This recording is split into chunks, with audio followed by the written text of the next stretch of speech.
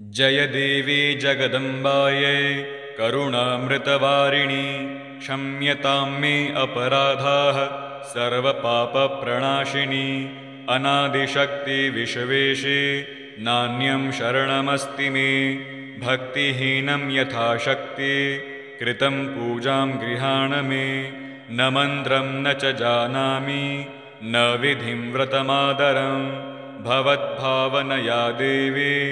यत्कृतं तत्समर्पितम् अज्ञानात् कृतदोषांश्च जानतोऽपि कृतान् मम क्षन्तुमर्हसि मातश्च कृपां कृत्वा दयामये महिषासुरहन्त्र्यै नमो भगवते शुभे भयोपसर्गनाशाय कृपां मे देहि शङ्करे सिंहवाहिनि सर्वेशे त्रैलोक्यजननी शुभे भक्तवत्सलि दुर्गे त्वं त्राहि मां सङ्कटार्णवात् पार्वत्यम्बा महेशानि शूलपाणे सुरेश्वरी अनुकम्पां कुरु नित्यं मम दुःखविनाशिनि भवभयहरिकालेशे सर्वसिद्धिप्रदायिनि अनुग्रहं प्रदास्यन्ति शरणागतवत्सले कृपयानुग्रहमादाय पावयस्व मनोन्मम निर्मलं हृदयं कृत्वा सेवने स्थिरतां दहे इत्येषा क्षमा प्रार्थना भक्त्या युक्ता मया स्तुता सदा प्रसन्ना भव मातः दुःखत्राणप्रदायिनी जय देवी जगदम्बायै करुणामृतवारिणि क्षम्यतां मे अपराधाः सर्वपापप्रणाशिनि अनादिशक्ति विश्वेशे नान्यं शरणमस्ति मे भक्तिहीनं यथाशक्ति कृतं पूजां गृहाण मे न मन्त्रं न च जानामि न विधिं व्रतमादरं भवद्भावनया देवी यत्कृतं तत्समर्पितम् अज्ञानात् कृतदोषांश्च जानतोऽपि कृतान् मम क्षन्तुमर्हसि मातश्च कृपां कृत्वा दयामये महिषासुरहन्त्र्यै नमो भगवते शुभे भयोपसर्गनाशाय कृपां मे देहि शङ्करे सिंहवाहिनि सर्वेशे त्रैलोक्यजननी शुभे भक्तवत्सलि दुर्गे त्वं त्राहि मां सङ्कटार्णवात् पार्वत्यम्बा महेशानि शूलपाणे सुरेश्वरी अनुकम्पां कुरु नित्यं मम दुःखविनाशिनि भवभयहरिकालेशे सर्वसिद्धिप्रदायिनि अनुग्रहं प्रदास्यन्ति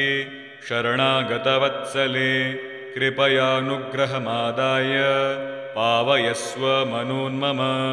निर्मलं हृदयं कृत्वा सेवने स्थिरतां दहे इत्येषा क्षमा प्रार्थना भक्त्या युक्ता मया स्तुता सदा प्रसन्ना भव मातः दुःखत्राणप्रदायिनी जय देवी जगदम्बायै करुणामृतवारिणि क्षम्यतां मे अपराधाः सर्वपापप्रणाशिनि अनादिशक्ति विश्वेशे नान्यं शरणमस्ति मे भक्तिहीनं यथाशक्ति कृतं पूजां गृहाण मे न मन्त्रं न च जानामि न विधिं व्रतमादरं भवद्भावनया देवी यत्कृतं तत्समर्पितम् अज्ञानात् कृतदोषांश्च जानतोऽपि कृतान् मम क्षन्तुमर्हसि मातश्च कृपां कृत्वा दयामये महिषासुरहन्त्र्यै नमो भगवते शुभे भयोपसर्गनाशाय कृपां मे देहि शङ्करे सिंहवाहिनि सर्वेशे त्रैलोक्यजननी शुभे भक्तवत्सलि दुर्गे त्वं त्राहि मां सङ्कटार्णवात् पार्वत्यम्बा महेशानि शूलपाणे सुरेश्वरी अनुकम्पां कुरु नित्यं मम दुःखविनाशिनि भवभयहरिकालेशे सर्वसिद्धिप्रदायिनि अनुग्रहं प्रदास्यन्ति शरणागतवत्सले कृपयानुग्रहमादाय पावयस्व मनोन्मम निर्मलं हृदयं कृत्वा सेवने स्थिरतां दहे इत्येषा क्षमा प्रार्थना भक्त्या युक्ता मया स्तुता सदा प्रसन्ना भव मातः दुःखत्राणप्रदायिनी। जय देवी जगदम्बायै करुणामृतवारिणी क्षम्यतां मे अपराधाः सर्वपापप्रणाशिनी अनादिशक्ति विश्वेशे नान्यं शरणमस्ति मे भक्तिहीनं यथाशक्ति कृतं पूजां गृहाण मे न मन्त्रं न च जानामि न विधिं व्रतमादरं भवद्भावनया देवी यत्कृतं तत्समर्पितम् अज्ञानात् कृतदोषांश्च जानतोऽपि कृतान् मम क्षन्तुमर्हसि मातश्च कृपां कृत्वा दयामये महिषासुरहन्त्र्यै नमो भगवते शुभे भयोपसर्गनाशाय कृपां मे देहि शङ्करे सिंहवाहिनि सर्वेशे त्रैलोक्यजननी शुभे भक्तवत्सलि दुर्गे त्वं त्राहि मां सङ्कटार्णवात् पार्वत्यम्बा महेशानि शूलपाणि सुरेश्वरि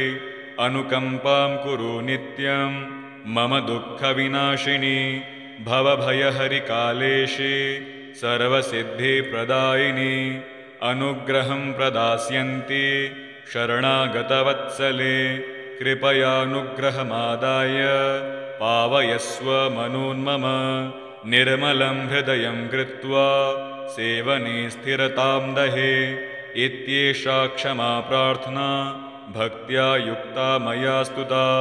सदा प्रसन्ना भव मातः दुःखत्राणप्रदायिनी। जय देवी जगदम्बायै करुणामृतवारिणी क्षम्यतां मे अपराधाः सर्वपापप्रणाशिनी अनादिशक्ति विश्वेशे नान्यं शरणमस्ति मे भक्तिहीनं यथाशक्ति कृतं पूजां गृहाण मे न मन्त्रं न च जानामि न विधिं व्रतमादरं भवद्भावनया देवी यत्कृतं तत्समर्पितम् अज्ञानात् कृतदोषांश्च जानतोऽपि कृतान् मम क्षन्तुमर्हसि मातश्च कृपां कृत्वा दयामये महिषासुरहन्त्र्यै नमो भगवते शुभे भयोपसर्गनाशाय कृपां मे देहि शङ्करे सिंहवाहिनि सर्वेशे त्रैलोक्यजननी शुभे भक्तवत्सलि दुर्गे त्वं त्राहि मां सङ्कटार्णवात् पार्वत्यम्बा महेशानि शूलपाणि सुरेश्वरि अनुकम्पां कुरु नित्यं मम दुःखविनाशिनि भवभयहरिकालेशे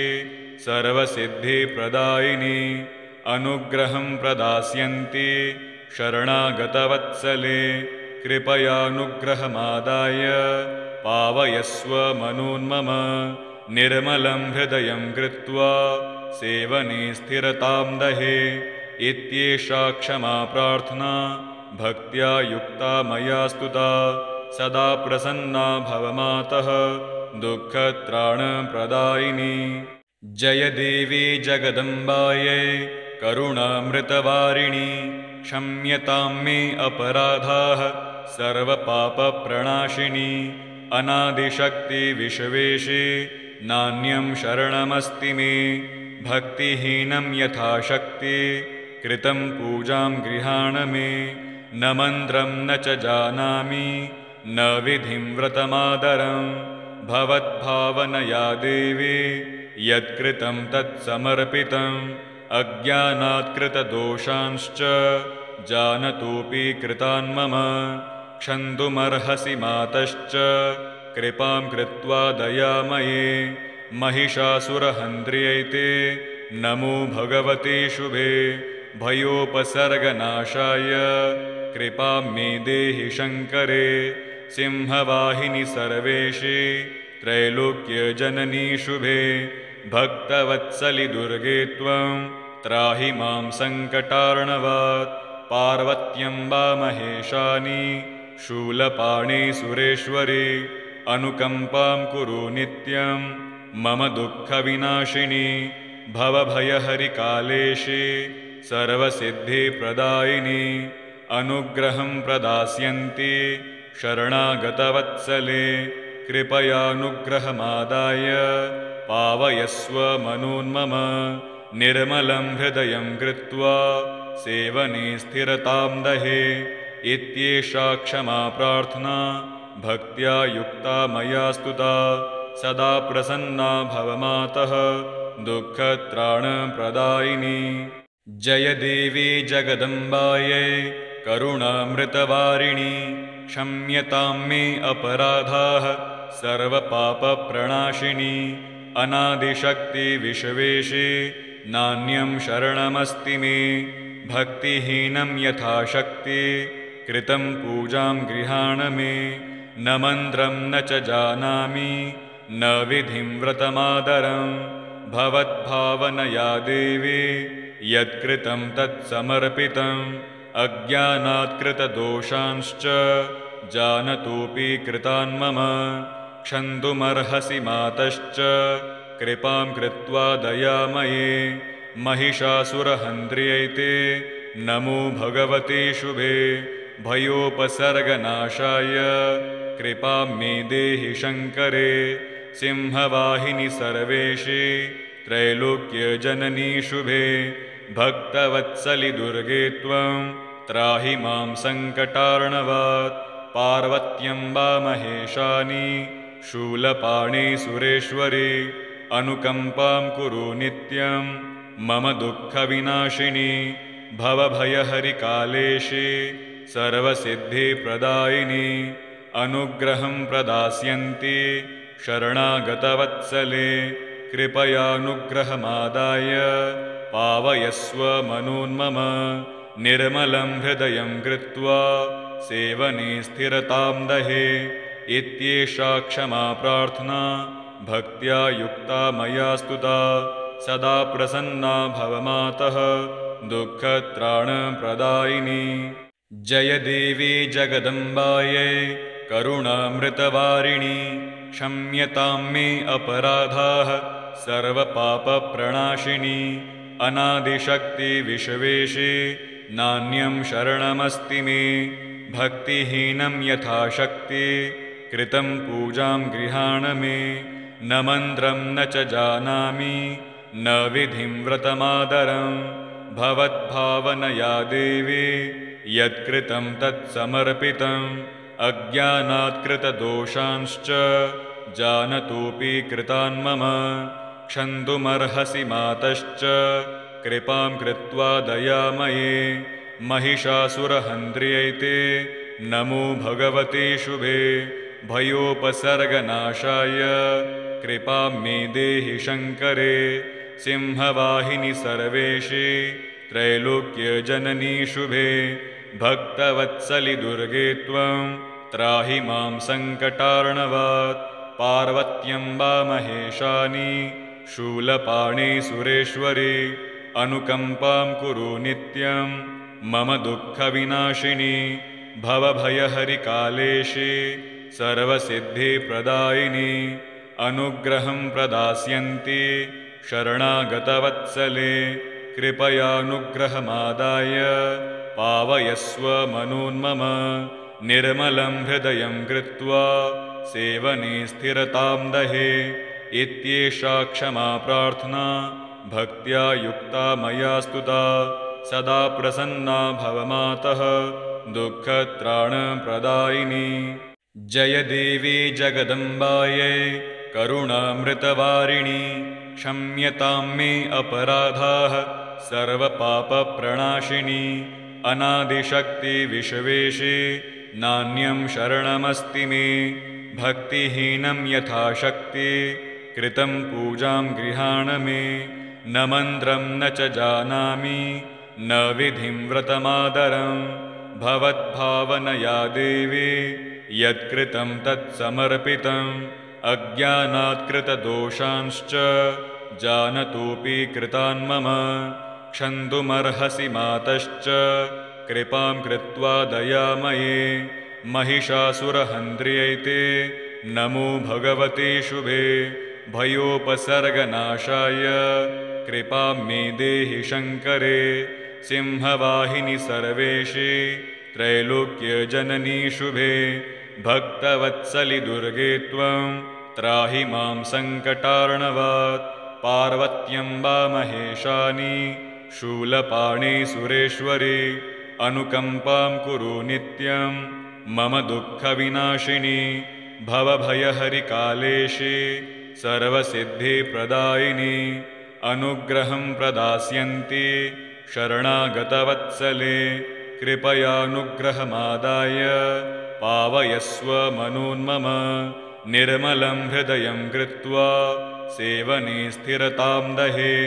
इत्येषा क्षमा प्रार्थना भक्त्या युक्ता मया स्तुता सदा प्रसन्ना भव मातः दुःखत्राणप्रदायिनी जय देवी जगदम्बायै करुणामृतवारिणी क्षम्यतां मे अपराधाः सर्वपापप्रणाशिनी अनादिशक्तिविश्वेशे नान्यं शरणमस्ति मे भक्तिहीनं यथाशक्ति कृतं पूजां गृहाण मे न मन्त्रं न च जानामि न विधिं व्रतमादरं भवद्भावनया देवी यत्कृतं तत्समर्पितम् अज्ञानात् कृतदोषांश्च जानतोऽपि कृतान् मम क्षन्तुमर्हसि मातश्च कृपां कृत्वा दयामये महिषासुरहन्त्र्यै नमो भगवते शुभे भयोपसर्गनाशाय कृपां मे देहि शङ्करे सिंहवाहिनि सर्वेशे त्रैलोक्यजननी शुभे भक्तवत्सलि दुर्गे त्वं त्राहि मां सङ्कटार्णवात् पार्वत्यम्बा महेशानि शूलपाणे सुरेश्वरी अनुकम्पां कुरु नित्यं मम दुःखविनाशिनी भवभयहरिकालेशे सर्वसिद्धिप्रदायिनी अनुग्रहं प्रदास्यन्ति शरणागतवत्सले कृपयानुग्रहमादाय पावयस्व मनोन्मम निर्मलं हृदयं कृत्वा सेवने स्थिरतां दहे इत्येषा क्षमा प्रार्थना भक्त्या युक्ता मया स्तुता सदा प्रसन्ना भव मातः दुःखत्राणप्रदायिनी जय देवी जगदम्बायै करुणामृतवारिणी क्षम्यतां मे अपराधाः सर्वपापप्रणाशिनी अनादिशक्तिविश्वेशे नान्यं शरणमस्ति मे भक्तिहीनं यथाशक्ति कृतं पूजां गृहाण मे न मन्त्रं न च जानामि न विधिं व्रतमादरं भवद्भावनया देवी यत्कृतं तत्समर्पितम् अज्ञानात् कृतदोषांश्च जानतोऽपि कृतान् मम क्षन्तुमर्हसि मातश्च कृपां कृत्वा दयामये महिषासुरहन्त्र्यै नमो भगवते शुभे भयोपसर्गनाशाय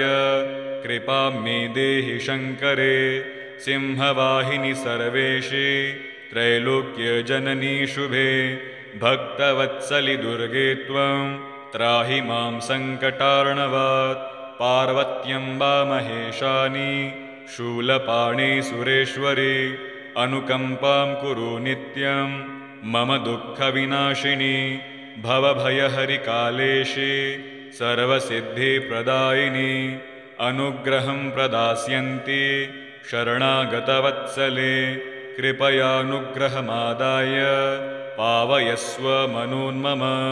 निर्मलं हृदयं कृत्वा सेवने स्थिरतां दहे इत्येषा क्षमा प्रार्थना भक्त्या युक्ता मया स्तुता सदा प्रसन्ना भव मातः दुःखत्राणप्रदायिनी जय देवी जगदम्बायै करुणामृतवारिणी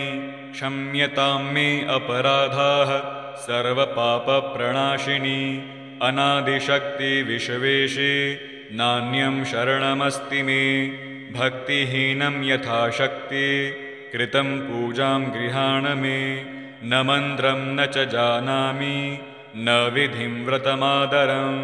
भवद्भावनया देवी यत्कृतं तत्समर्पितम् अज्ञानात् कृतदोषांश्च जानतोऽपि कृतान् मम क्षन्तुमर्हसि मातश्च कृपां कृत्वा दयामये महिषासुरहन्त्र्यै नमो भगवते शुभे भयोपसर्गनाशाय कृपां मे देहि शङ्करे सिंहवाहिनि सर्वेशे त्रैलोक्यजननी शुभे भक्तवत्सलि दुर्गे त्वं त्राहि मां सङ्कटार्णवात् पार्वत्यम्बा महेशानि शूलपाणे सुरेश्वरी अनुकम्पां कुरु नित्यं मम दुःखविनाशिनी भवभयहरिकालेशे सर्वसिद्धिप्रदायिनी अनुग्रहं प्रदास्यन्ति शरणागतवत्सले कृपयानुग्रहमादाय पावयस्व मनोन्मम निर्मलं हृदयं कृत्वा सेवने स्थिरतां दहे इत्येषा क्षमा प्रार्थना भक्त्या युक्ता मया स्तुता सदा प्रसन्ना भव मातः दुःखत्राणप्रदायिनी।